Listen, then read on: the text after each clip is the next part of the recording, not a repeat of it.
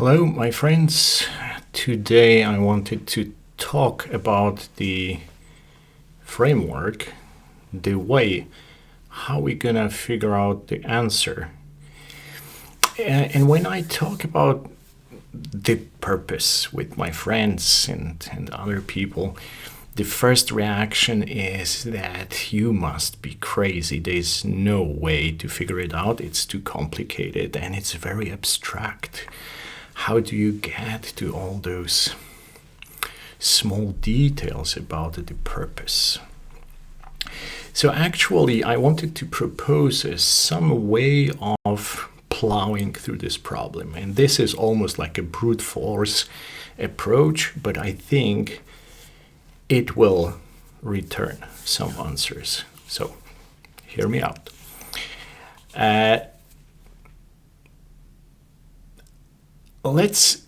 I wanted to start with a couple of abstract definitions of purposes that we know from our lives, from history, from everyday living, from our work, from our relationships. We can pick up certain patterns that can be called a purpose. So let's go through some of them. And the very common understanding of the purpose is a single point,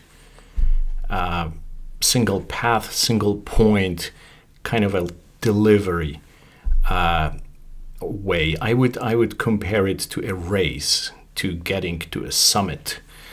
To get, for example, if we go to religious systems, get to salvation or nirvana, that would be the single point, and that might be the purpose, right? This type is the first one that comes to our mind. We go in a linear fashion to a single point where we deliver, or we get to the summit, we get to the end point of our journey.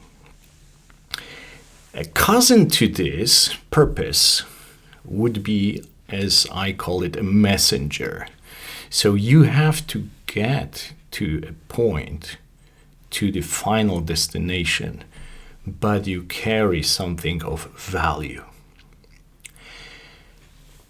And you have to deliver it to the summit, but at the same time you have to preserve this something you carry.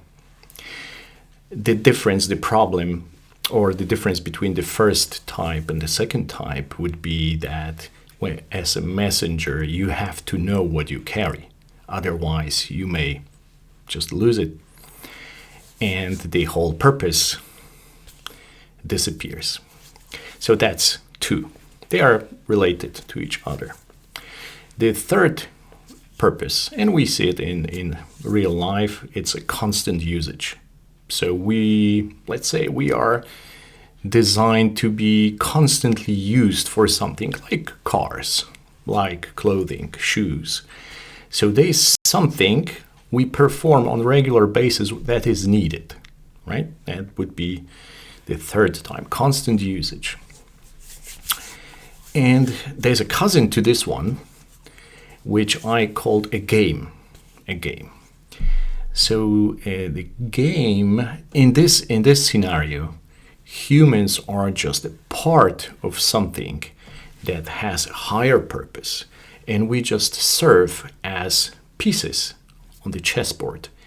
And we are designed to perform on the chessboard, but we don't actually see the higher purpose. That would be being a part of a bigger machine, and maybe it's impossible for us to go beyond the chessboard. That would be kind of pessimistic scenario for us. But we still have to consider that. Now, having those, and this is not a complete list, but any stretch of imagination, this is just a starter I wanted to share with you. But let's say we have a list of possible scenarios. What are the possible goals for the designer. So what do we do with that? I think that we can use a very common engineering approach, which is called reverse engineering. So we look at the design, we analyze the features. From the features, we extract requirements, and as I teach my students, requirements, it's a wish list, where the designer says, I want my design to be able to transport 2 people from point A to point B. It's a wish. Then you convert it into a requirement that is a little bit more specific, and from this requirement you build a feature, the physical feature in your design. Okay, so if we go backwards, we see the feature, we can guess the requirement, and then the wish of the designer. So we getting closer to our purpose. And of course, a single requirement will not give us the purpose, because probably, well, we know we are pretty complex machines.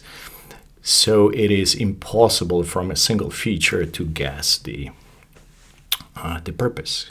However, as we plow through human features, physical ones, mental ones, we will see that we will have clusters of features fitting some of those scenarios I listed above, or maybe some others, but some of the possible scenarios. So analyzing human design features and then fitting them into a possible scenario of purpose will give us some hint. Maybe not definitely the answer, but a hint.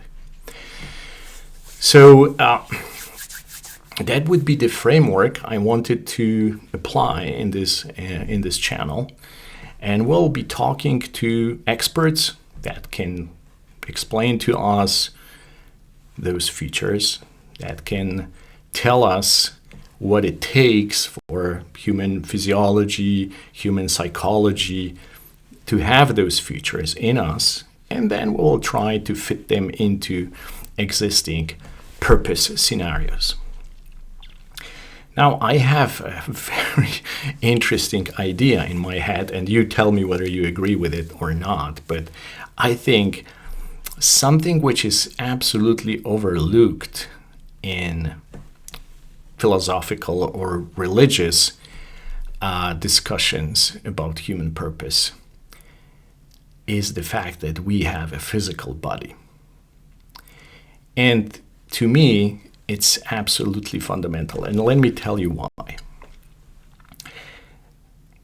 It's easy to imagine that we have powerful brains, but we are like, I don't know, jellyfish. So we can still think, we can communicate, we can perfect ourselves in a spiritual sense. But we cannot really interact effectively with our surroundings, right? So if our goal is just a spiritual goal, then we wouldn't need this fantastic interface, physical interface, that allows us to influence the physical world around us. So if the designer wanted us to do something and they gave us this interface, a fantastically designed, very complex interface, then probably this interface is the central part of the purpose, because this connects our fantastic brains to the surrounding reality. So in my journey, I wanted to focus on physical incarnation of humans, which is human body, human physiology, and try to extract the features from this area first. So we'll be talking to people who know physiology, who know medicine, who know biological sciences, and we'll try to get from them those valuable bits of information. So that's my spiel for today. Think about it. Human body, the interface between our spirit and the outside world, And this interface probably carries a lot of clues why we are here. Thank you very much, and talk to you soon. Bye.